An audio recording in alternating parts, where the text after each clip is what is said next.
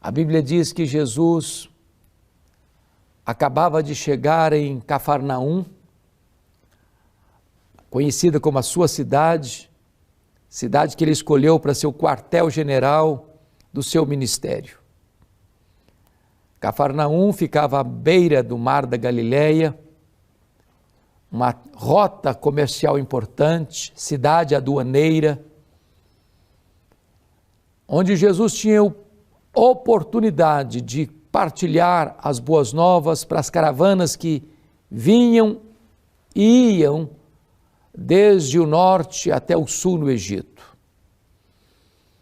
E diz a Escritura que quando o povo soube que Jesus estava em casa, aflui para lá uma grande multidão.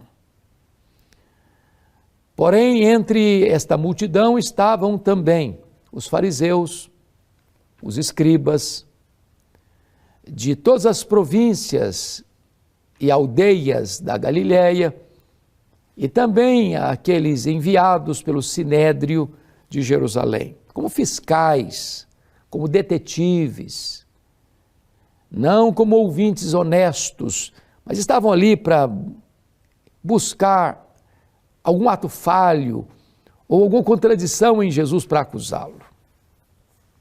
Jesus ensinava a palavra de Deus quando um fato aconteceu.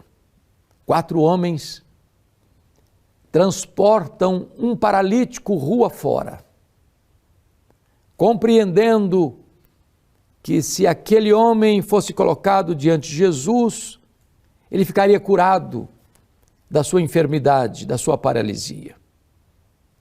Mas quando chegam a multidão aglomerada, não arreda o pé.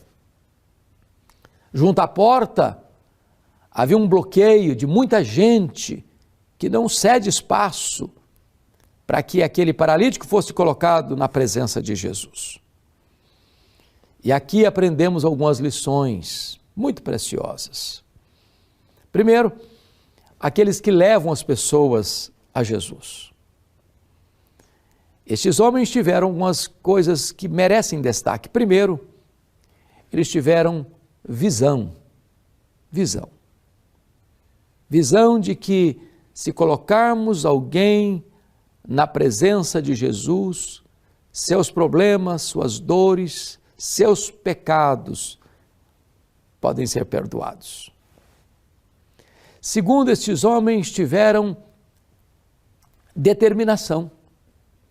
Primeiro, carregar um homem numa cama, rua fora, não é coisa fácil. Segundo, chegaram, a porta estava bloqueada e eles poderiam dizer, olha, fizemos o que nós podíamos fazer, mas agora não tem mais jeito. Mas eles tiveram determinação de ir adiante, de buscar um meio, uma forma, um novo método. Terceiro, eles tiveram criatividade. Não havia um manual de como conduzir um paralítico a Jesus, uma cláusula, olha, se a porta estiver bloqueada, suba para o telhado, abra o telhado e desça a pessoa na cama mesmo. Não, eles tiveram criatividade, eles mudaram de método, eles buscaram a solução, eles tiveram iniciativa, eles foram empreendedores. Mas em quarto lugar, eles tiveram fé.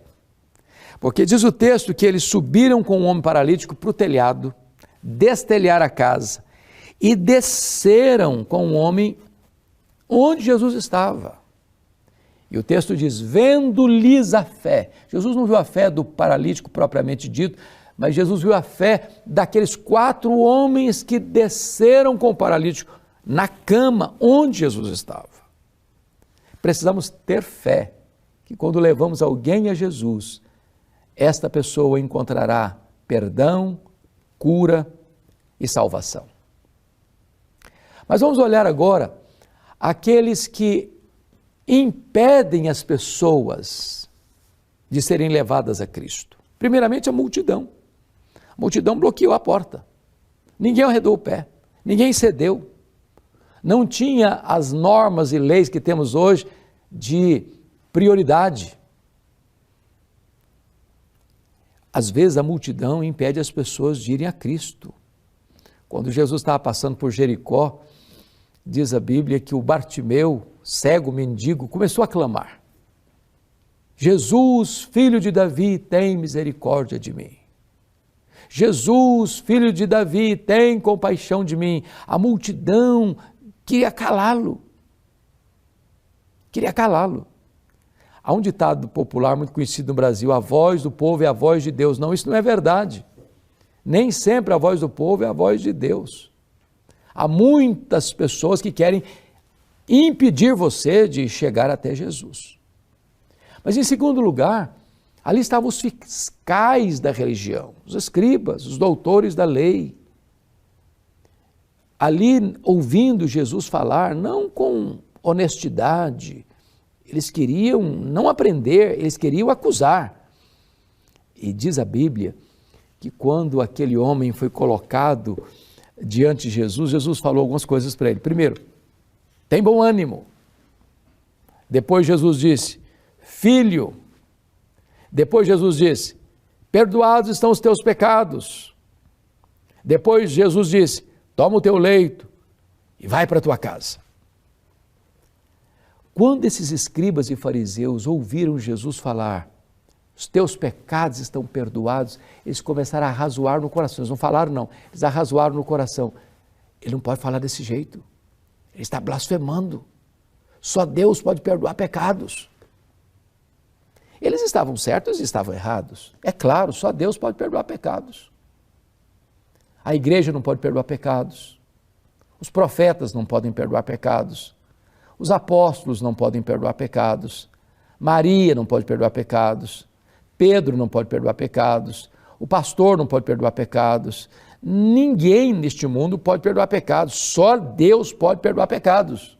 Estavam certos, mas estavam errados, porque não reconheceram em Jesus o Filho de Deus, o próprio Deus encarnado, que tem autoridade para perdoar pecados.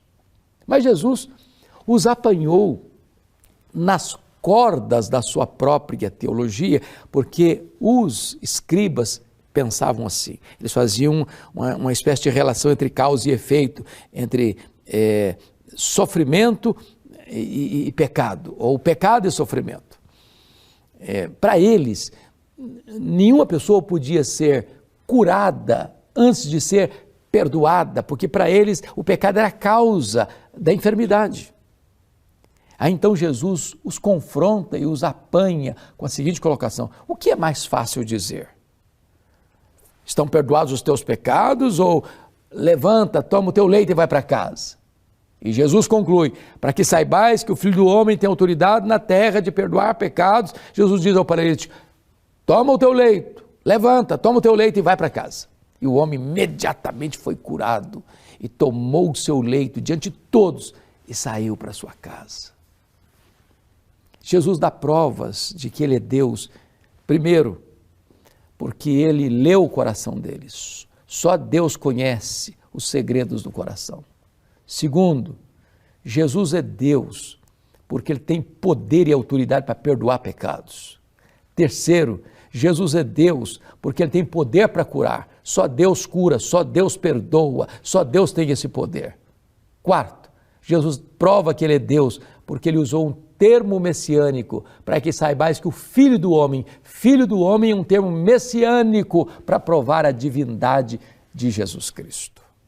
Mas vejamos agora aqueles que são levados a Jesus. Veja que esse homem foi cativo e voltou livre, cativo do desânimo, cativo do pecado, cativo da doença e voltou livre. Segundo, ele foi carregado e voltou carregando. Ele foi transportado pelos amigos, mas ele voltou para a casa dele carregando o seu leito. Terceiro, ele foi buscar uma bênção e voltou trazendo 2 bênçãos. Às vezes é a enfermidade, às vezes é um problema conjugal, às vezes é um problema com os filhos, às vezes é um problema de saúde, às vezes é um problema financeiro, é o desespero que toma conta da alma, que leva a pessoa até Jesus. Ela vai a Jesus para buscar alívio desses problemas humanos, terrenos, temporais, mas ao encontrar-se com Jesus, recebe uma bênção maior, a bênção do perdão, a bênção da salvação, a bênção da vida eterna. Então, Jesus agora se manifesta a esse homem trazendo 4 curas distintas para ele. A primeira delas eu chamo de cura emocional. Quando Jesus disse para ele, ao logo que o homem foi descido à sua presença, tem de bom ânimo. Jesus não desperdiça palavras. Não adianta curar um homem desanimado. Tem gente que parece que já nasce desanimado com a vida, desanimado com a família, desanimado com a nação, desanimado com tudo. Jesus quer curar você, libertar você desse desânimo.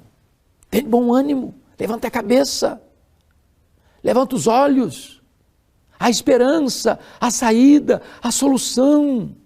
Não jogue a toalha, não entregue os pontos. Segundo lugar, Jesus cura esse homem psicologicamente, chamando-o de filho. Filho. Este homem não era apenas doente, este homem estava com a autoestima achatada. Este homem estava com o seu senso de valor diminuído. E apesar das nossas mazelas, Jesus nos chama de filhos. Filho. Filho. Mas em terceiro lugar, Jesus cura este homem espiritualmente, quando diz, os teus pecados estão perdoados. Oh, que verdade bendita, que mensagem gloriosa. A maior necessidade nossa é do perdão de Deus, perdão dos nossos pecados. Sabe por quê? O pecado é o pior de todos os males. O pecado é pior do que a pobreza. O pecado é pior do que a doença. O pecado é pior do que a solidão. O pecado é pior que a própria morte. O pecado é maligníssimo. Esses males todos não podem nos afastar de Deus, mas o pecado nos afasta de Deus no tempo e na eternidade. Não importa quão longe você foi, não importa quão profundamente você caiu, se agora mesmo você for a Jesus, Ele pode perdoar os seus pecados, romper suas algemas, restaurar sua sorte, salvar a sua vida, dar a você a vida eterna e fazer de você um membro da família de Deus. Mas em quarto lugar, Jesus cura este homem não apenas emocionalmente, psicologicamente, espiritualmente, mas Jesus cura este homem fisicamente. Quando Jesus diz, levanta-te, toma o teu leito e vai para a tua casa. É claro que se você for olhar na conjuntura hoje, uma pessoa que ficou muito tempo paralítica, deitada numa cama, numa maca, talvez com feridas no corpo, mesmo que seja curada, iria precisar de fazer muitas sessões de fisioterapia para poder andar, para poder tonificar os músculos. Mas a cura de Jesus é completa, é cabal, é pública, é verificável. Jesus pode curar. A Bíblia diz que é Ele quem perdoa todas as nossas iniquidades e quem sara todas as nossas enfermidades. Ele é o Deus Jeová Rafá, Ele é o Deus que cura, Ele é o Deus que sara. A última palavra não é da ciência, nem mesmo da medicina, a última palavra é de Jesus. Ele tem poder. Coloque a sua causa nas mãos dEle, coloque a sua vida nas mãos dEle, coloque suas dores nas mãos dEle. E quando Jesus cura aquele homem, todos ficaram atemorizados, glorificavam a Deus e todos disseram, jamais vimos coisa assim.